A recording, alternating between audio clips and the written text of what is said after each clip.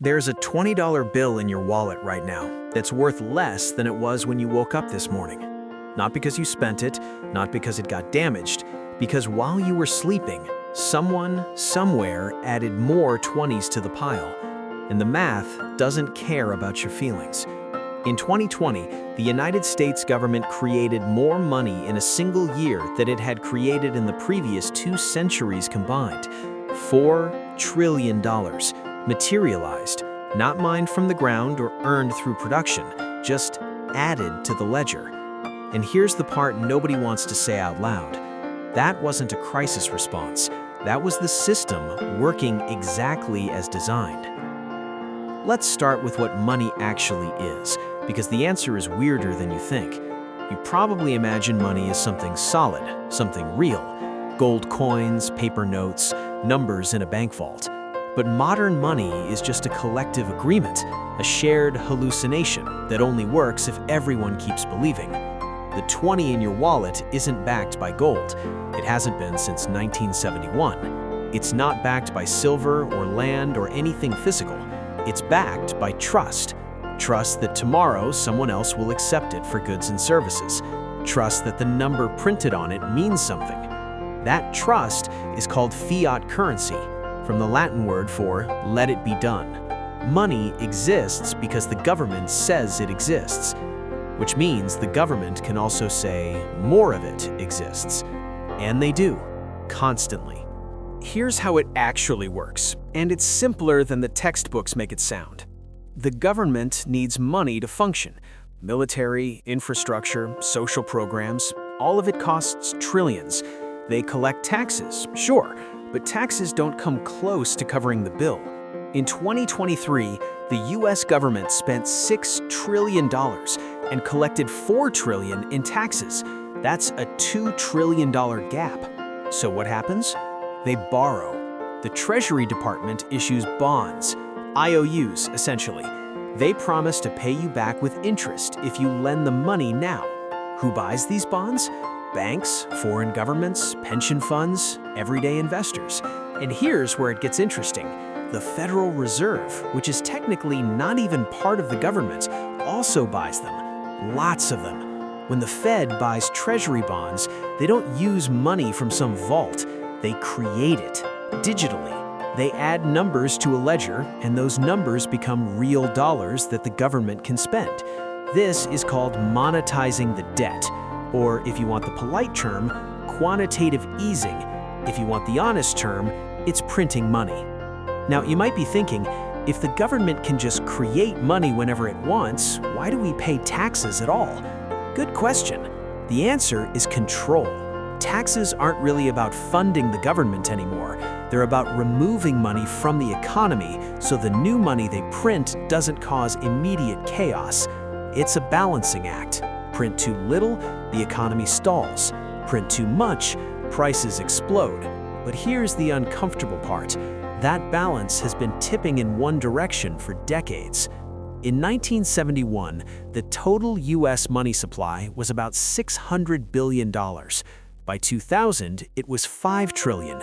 By 2020, it was $15 trillion. Today, it's over $20 trillion. That's not a typo. The money supply has increased more than 30 times in 50 years.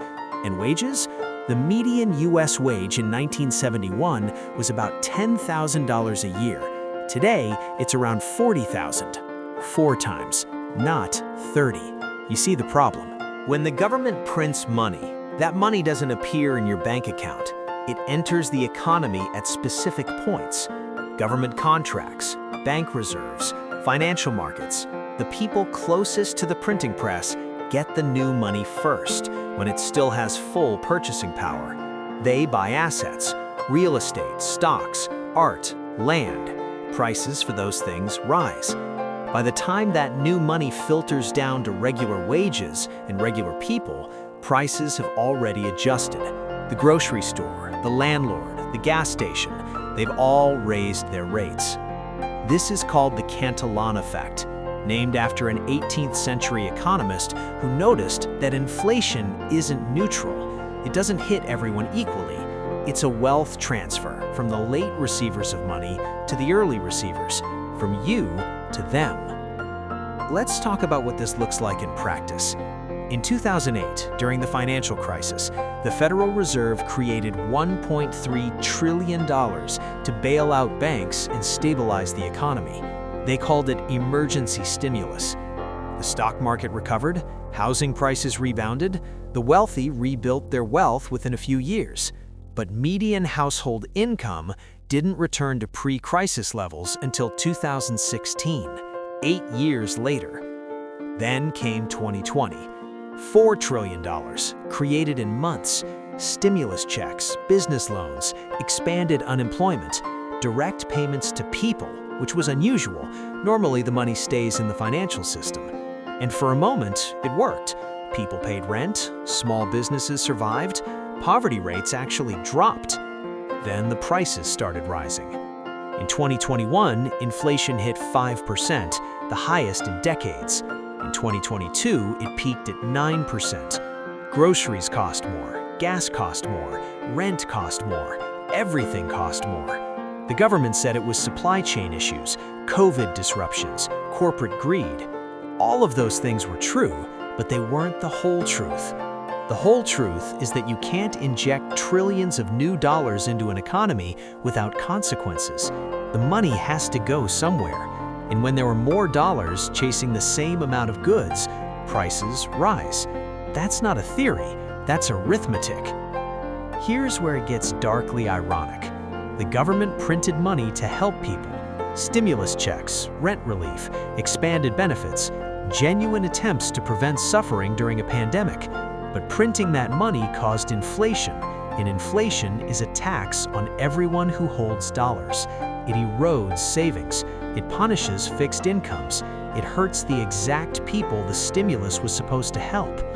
So they helped you in March and then quietly took it back over the next 2 years through higher prices.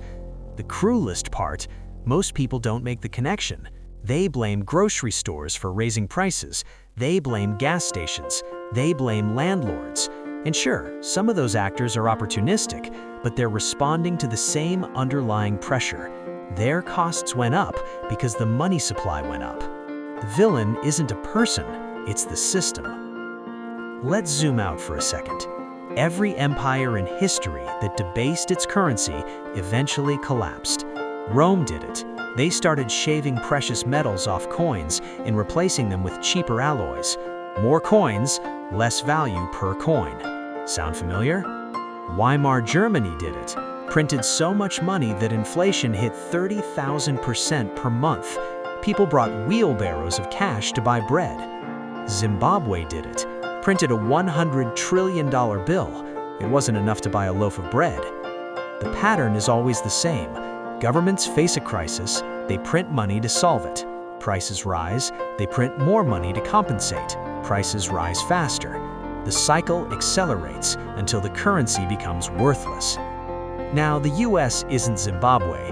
The dollar is the global reserve currency. Most international trade happens in dollars. Oil, gold, commodities, all priced in dollars. That gives the US a unique privilege, but privileges aren't permanent. In 2023, China and Brazil started conducting trade in their own currencies, bypassing the dollar. India and Russia did the same.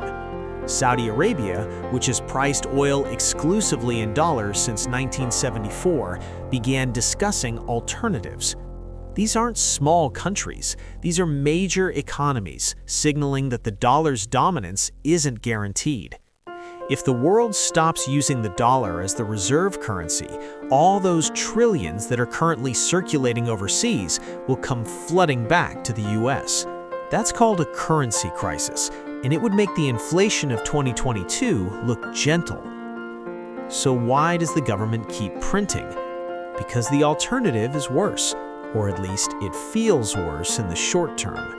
If they stopped printing, stopped deficit spending, stopped monetizing debt, the economy would contract, unemployment would spike, asset prices would crash, there'd be a recession, maybe a depression. Politicians would lose elections. So they keep printing, and they tell you it's under control. that 2% inflation is the target, the safe zone, the sign of a healthy economy. But 2% inflation means your money loses half its value every 35 years. That's not stability, that's slow-motion theft. Here's what nobody wants to admit. The system requires inflation. Modern economies are built on debt. Governments borrow to spend. Businesses borrow to expand. People borrow to buy homes and cars and educations. And debt is only manageable if the money you use to pay it back is worth less than the money you borrowed. If you take out a mortgage for $300,000 today and inflation runs at 3% per year, that debt becomes easier to pay over time. Your wages might rise, but the loan stays the same.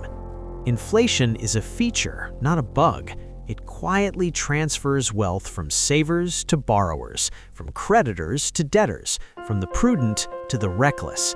And the biggest debtor in the world is the United States government. Let's talk about what this means for you. If you keep your savings in cash, you're losing purchasing power every single year. Even in a good year, with low inflation, you're falling behind. If you invest in assets, stocks, real estate, things that rise with inflation, you might keep pace, but you're playing a game where the rules change constantly and the house always wins eventually. If you're young, you're starting from behind. The cost of a home, an education, a comfortable life has risen faster than wages. You're expected to work harder for less, measured in real terms. And here's the kicker. The people telling you to work harder, save more, be responsible, they're the same people who designed a system that punishes saving and rewards borrowing. It's not hypocrisy, it's strategy. There's a quote often attributed to Lenin, though the origin is disputed. The best way to destroy the capitalist system is to debauch the currency. Whether he said it or not, the logic holds. If money becomes unstable, trust erodes. People stop planning for the future. They stop saving. They stop investing in anything beyond immediate survival. Society fractures. You don't need a revolution if you can just make the currency worthless. People will tear the system down themselves out of desperation. Now, the US isn't there yet, not even close, but the trajectory is clear. So what's the solution? Some people say return to the gold standard, tie currency to something physical, something finite. But gold doesn't grow with the economy. It can't be divided or expanded easily. Modern economies are too complex for that. Some people say Bitcoin, decentralized, limited supply, immune to government manipulation. But Bitcoin is volatile, slow, and most people don't understand it, and it doesn't solve the fundamental problem. Someone still needs to allocate resources, fund infrastructure, respond to crises. Some people say just stop printing money, balance the budget, live within our means. But that requires political courage that doesn't exist. It requires telling voters that their benefits will be cut, their taxes will rise, their comfortable lives will shrink. No politician survives that message. So here's where we are. The government will keep printing money because the alternative is politically impossible. Inflation will continue, sometimes fast, sometimes slow, but always present. Your money will keep losing value, silently, invisibly, year after year. And most people won't notice until it's too late. They'll wonder why everything feels harder, why they can't get ahead, why the dream their parents sold them doesn't seem to exist anymore. The answer is simple. Your money vanishes because the system is designed to make it vanish. Not as punishment, not as conspiracy, as policy. And the worst part, there's no villain to fight, no evil banker in a tower twirling a mustache, just a slow, grinding mechanism that transfers wealth from the many to the few, from the future to the present, from your pocket to someone else's. You can't vote it away. You can't boycott it. You can barely even see it happening. But now you know. The question is, what are you going to do with that knowledge?